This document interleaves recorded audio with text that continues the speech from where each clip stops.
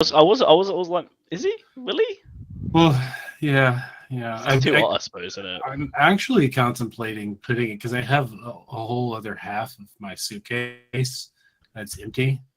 So I'm contemplating taking the outfit with me to the ACD Games Day. Hey, we're good now.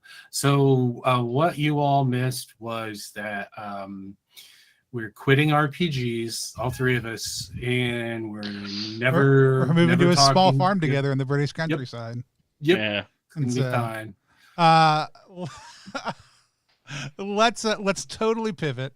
Uh, because I don't know that there's any way for us to recapture what we lost. It'll exist in the liminal spaces that it's supposed to. Let's talk about and treasure. Because Kirby was mad that I didn't say treasure the first time. I was like, Jarrett didn't say that part was important. Treasure. Just 9 ands. Let's talk a little bit about it. We're going to give people a little sample taste of it today, also too.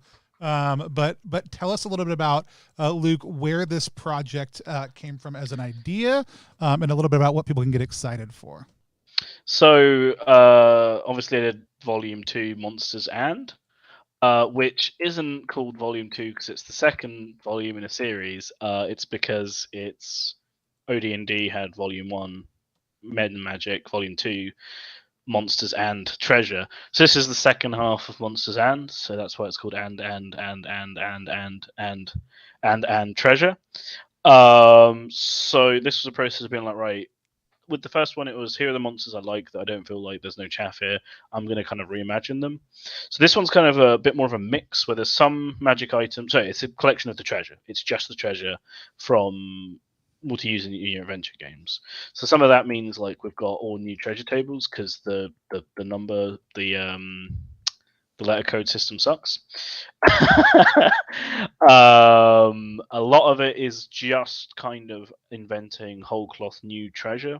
So that's new armor, weapons, potions, maps, some new ways of learning magic, which I think is pretty cool.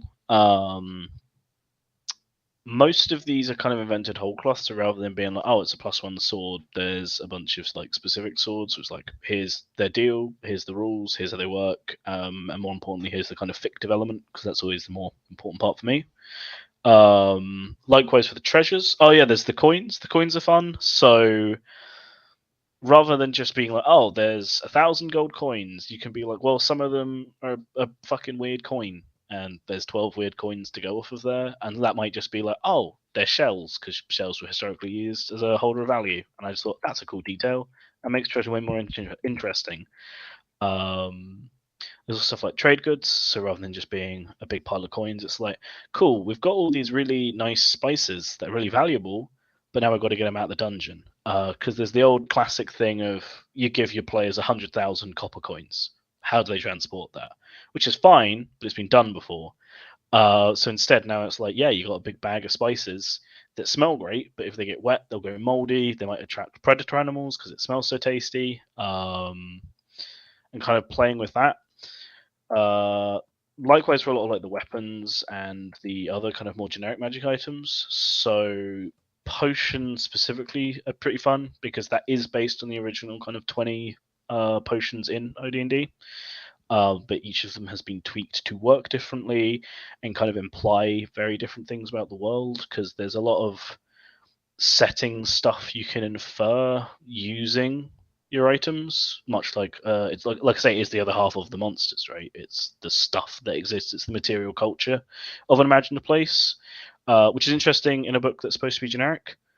To try and be specific yet generic, and I think it works. Hopefully, it works. Yeah, I love it. I love it. I'm super excited about it. I'm also very excited for because usually A6, the best thing is you can put it in your pocket. And this one you could, if your pockets are thick enough.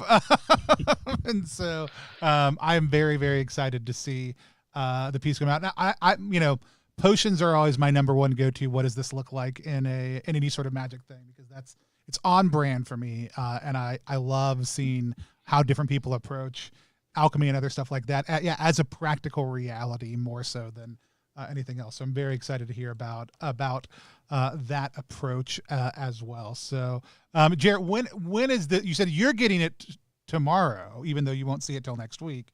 When are the rest of us going to get it? Fingers crossed, as long as there's no issues with the printing of it. Once I see the sample copy, proof copy, when I get back Saturday, should be able to go live in the shop EF store next Wednesday. So if it would have been able to arrive here today, we could have it up this week, but that's okay. One more week, it'll be all right.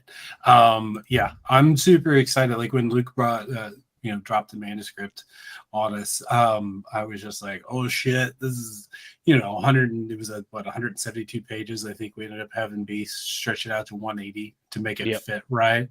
And we had discussed perfect binding, which is, perfect bind on a little 8.6. I'm gonna do that at some point with. I have with books something formatted like that. It's not fun. It's not fun. It's no, to me, it's fun because it fits with the content, with the pithiness of the nature and then the thumb tabs. But I lucked out and ended up finding a place that could do the spiral binding, and then they also offered the acetate covers on the front and the back, because that's how I print off manuscripts. If it's a larger manuscript and I feel like I want to look at them and mark them up when doing development runs and stuff. So it was just super neat. They had that as well. So I'm really excited to get it and make sure it all looks super good and everything, because I just see it as it's an in-world artifact, if you really wanted to go that far and your players managed to make it happen, you'd be like, here, just have it and enjoy it, have fun, So love it. I'm super excited about it, folks. If y'all have questions, feel free to. Also, if you joined us late or joined us for the second half of this stream, because it is broken in two, and I'll have to figure out how to resolve that problem later. We got some giveaways today. Jarrett, why don't you remind people what we're giving away? But also, if you have questions for Luke, drop them in the chat. If you want to get entered into this giveaway, you're going to hit follow on this channel and get !FParty to let us know that you want some of these good things. I have 2 copies of the Ends of the Heist for Cyborg from Stockholm Cartel that I got extra. Soon be giving those away. And I will, since I can put those in envelopes, I'll also throw in some EF stickers and some other stuff, and maybe a Cliffy sticker. You never know. Awesome. Luke, I know this is past for you. It's been decades since this happened. Did you come to the first EF Con? I know what you rolled last summer event. Oh yeah, I think I did. The hazy fog of memory, but I'm pretty sure I did. Yeah. Anything that people should look forward to from your perspective at this event? Oh, I'll have something to run. I'm sure. There's so many manuscripts. I'm drowning in them. So just run at least one of them, I imagine. Yeah. 500 pounds of nothing. EFCon is not in person. It is an online event. We're going to be using Gather to gather, and we will have we'll have panels. We have a pitching thing that Jarrett and I are going to be doing. You can come pitch your game to EF +1 and maybe a couple other brands if we can get that out, just to hear from publishers about what they're looking for, and get a chance to talk about your game. We will have some stuff from Matt and Kristen, whatever they're willing to do, and meet with them and figure that part out. We'll have some featured games with creators like Luke and other folks. Sometimes they'll be running their own games. Sometimes they might be running somebody else's, as well as all the in-house EF games that you love. We'll have there. We've got a movie we're watching. Jarrett, what's the name of the movie we're screening while we're there? No, I don't remember. It's like Thunder Tropic. It's not Tropic Thunder, but it's like Thunder. It's a grind. It's a 70s grindhouse, and they're gonna have a Q&A with the director, the director, producer, Matt found a great obscure film and reached out to the director, and she was like, just screen the damn thing and I'll give a talk. And we're like, okay. Yeah. No, it's not Roar. I'm pretty sure it's got Thunder in it. but I cannot remember the name of the live event. It might be Thunder in Paradise. It's not Thunder in Paradise. I don't know what that is. With Hulk Hogan in it, where he's got a boat. Oh. And so, remember when we were playing when we played Jeremy's game, the Mothership or game? Yes. We made a number of Thunder in Paradise references during that game, and so it's not Roar now. Awesome. Again, hit that FParty if you want Thunder in Paradise to it. I'm going to see if we can get John McGuire to write a 3-2-1 action scenario based on the movie for people to run through, because I think 3-2-1 action is one of the most underrated RPGs to come out in the last couple of years, because it is tremendously fun. If you miss Children of Uma, make sure you pick up a copy when it hits EF stores, because it's really, really, really good. I got to play it a couple times. They should remake Roar with Hulk Hogan. This has been a truly cursed stream, Luke. I thank you for bringing whatever horrible spirits you brought from the other side. Hey, welcome anytime. Anytime you want it to not work, yeah. If people want to track you, I'm gonna pivot back to my one question that I was gonna ask you before, because you mentioned people being pseudo cops. This has been a thing that's come up on 2 games, one that I played and one that somebody created a line around this recently. How do you feel when all of a sudden you as a player realize that you're kind of a cop in whatever game you're playing in? So like, this is like one of those weird ones, right? Where like, I think a lot of like your, in quotes, like propaganda shows, it's like the fantasy is, it's not so much like this is what I think the reality of policing is like. It's like, this is what it would be like if it was good, and it's the thing that we all want to believe it is, right? That said, personally for me in games, like, nah, it doesn't really come up. And if it does, the players usually push back against it immediately, and I know I certainly do. Because yeah, I don't think it's a comfortable space to explore at the moment, particularly. Yeah. I think, as I say, like there's a difference between like the kind of detective show where you're a passive participant, right? You're watching it.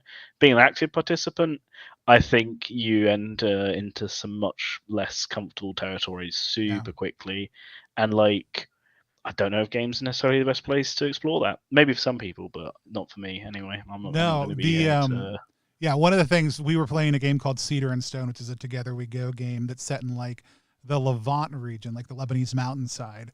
And it was really great.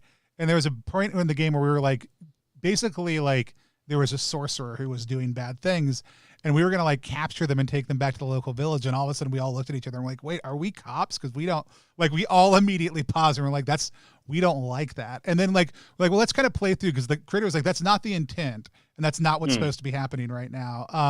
And so we were playing through, and it really just was like the circumstantial realities kind of like made us feel that way. But it was like, oh no, we're actually dependent on like, we are a civic service kind of, but we are directly dependent on the generosity of people around us. And if we aren't humble and we don't do our jobs well, we starve and die. And I was like, yeah, I'm okay with that. Like, I'm totally fine with that. Well, it's like community self-defense versus, you know, the foot soldiers of capital or whatever, right? Like, and that's a big difference. It's like, who are you? Are you a member of the community? Is like a big part of that, I think. Yeah. And we didn't have any actually enforcement power. And if we took somebody we thought was wrong to the local thing, we were never going to be, they weren't accountable to us in any way, shape, or form. We could shut up and be like, this guy was doing this, and they would be like, yeah, great, sorry, like he's fine, leave him alone. And we'd be like, okay, great, like, we fucked up, sorry.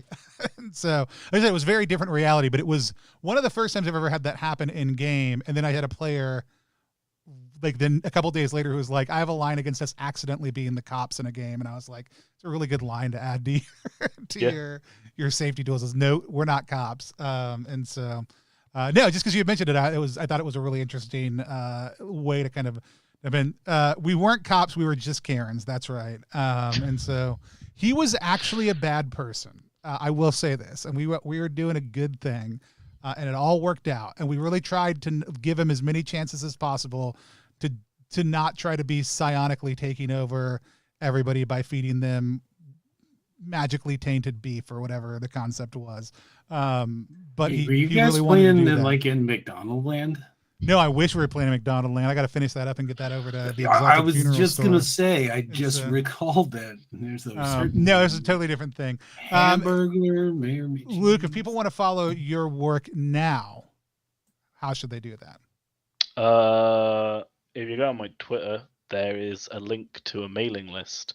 Because the dream is to delete Twitter. We'll see one day if I get to. But for the time being, yeah, follow me on Twitter at Luke Gearing. And then on there's a link to a mailing list so that I can talk to you directly rather than through the howling wasteland of games Twitter. And there's also a link to the blog on there, which is lukegearing.blot.im. And yeah, it's all interlinked, everything, links to everything else, thankfully. So yeah, those are the best ways. Real Meat Castle had some really amazing things to say about your reflections on some SRD stuff and other things like that in the first half of the chat. And I was going to read those to you, but they're gone now. They're lost to the void. No, they're not. Oh, that was stuff about surprise, reaction, and distance. Yeah. Just kind of reiterating how important. Surprise. I was being a bit cheeky because obviously SRD system reference document. Right. So instead, surprise, reaction, distance. Because it's a really important thing in like OD&D and like kind of those earlier editions. It really hammers down how important it is, and I think it's a thing that a lot of people have forgotten, or at least I don't see people talking about using it. And if you are religious about applying it, it makes for a super different game. Like on Wednesday lunchtimes, I run an OD&D game where it's just a mega dungeon, but they've had way more conversation than fights just because the reaction dice like them, and it's made things super different because they're paying off some pigmen, they're paying off some kobolds, they're paying off the spiders, the ghouls, like every single like creature they've met. They'd be like, how about we just give you some dead bodies and you leave us alone? And they're monsters, this one it eats. They're like, yeah, right, sounds good. So they've got way less XP than they should do because they've not got any treasure because they just keep buying everyone off, but they're having a cool time exploring, and that's the fun of applying reaction. Fastidiously. Awesome. Well, I'm super glad we were able to get your ghost on. Maybe we'll have Real You on sometime to run something for us during your life. I really appreciate it. Jared, anything else you want to say to folks before I pick these two giveaways? Well, I mentioned at the top of the hour, but if folks are in Madison, Wisconsin this week, ping at me on Discord, and I will hook up. Looks like I'm sending a pamphlet to Duvelman and to Derek. All right, sweet. I have both your addresses, so good to go on those. But yeah, if folks are in Madison this week and they feel like getting out and doing some social stuff, Beckett and I will be around. We'll be working the ACD Games Day Wednesday, Thursday, and Friday during the day, but we'll have our later evenings free and be able to talk games, maybe play games, and we're gonna make sure we're making a trip to Misty Mountain Games too, so pretty stoked for that. And somebody's gonna call me out in the chat. Is Noble Knight in Madison? Noble Knight's somewhere. Somebody yell at me. I'm looking at the chat. I'm waiting for it. So I think since Duvelman Dice doesn't know what they won, should we just not give it to them and pick somebody else instead since they are unaware? No, I'm just messing with you. Duvelman and Derek, reach out to Jarrett over on Discord. Or if you're not connected to him on Discord, reach out to me and I'll get you connected. But I think both of you. Yep. Oh no, I know. Is this weed? What? And the show just degenerates. Matt and Kristen are watching the day. They're just like, I don't care. It's not. It's certain. It's not, because that would violate the terms and services of Twitch. Right. And so. And real quick, shout out to the rest of EF staff who I don't get to mention a lot. Justin, who's my co-project manager and fulfillment director on a bunch of stuff. Ben, who is our purchasing agent, and David, who is our much just, I guess, yelled at, typed at customer service rep, and of course Matt and Kristen. I'm gonna just do this thing. I'm gonna say, everybody, you're gonna get on stream during the convention at some point. I'm gonna make y'all do it. We're just gonna have a EF staff family gathering. Jarrett, and I'll be only on Funeral Party will I be this transparent. If you ask me about this during live at the convention, I will 100% deny it. When I was describing a little bit about what the tone of, should I say this, Jarrett? Should I not say this? Do you remember this conversation? I don't. About what the tone of the EF conversation should feel like? It was, if you've ever been to a multi-level marketing convention, but actually fun.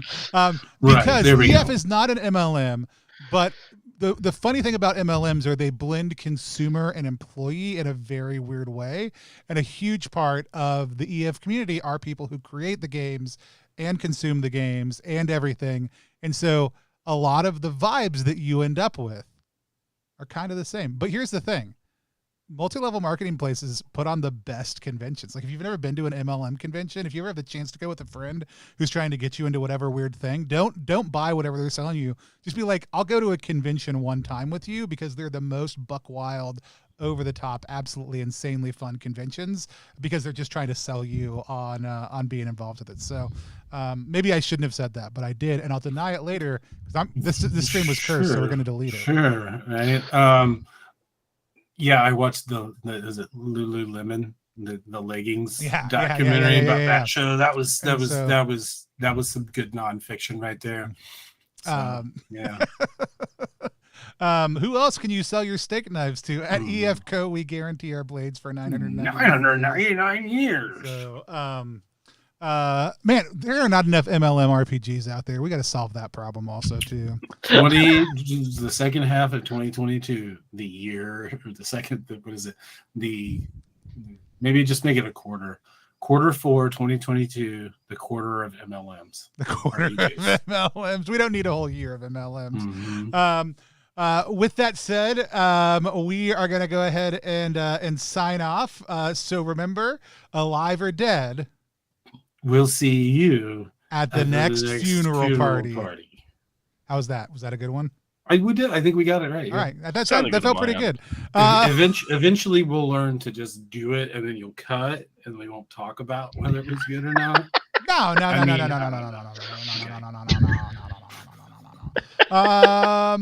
If you are out there watching still right now, just remember to hit follow, subscribe if you want to help support the channel. We're always grateful to EF for helping, or for having us host these shows once a month. We'll be back on normal Fridays, not trying to force Fridays into a Monday next month with an all-new guest. Really, really looking forward to what's going to happen at EF Con the following month. We may take July off. Because we'll probably be focused on EF Con. But I am very, very excited about all of that and more. But we will see y'all next time. Bye.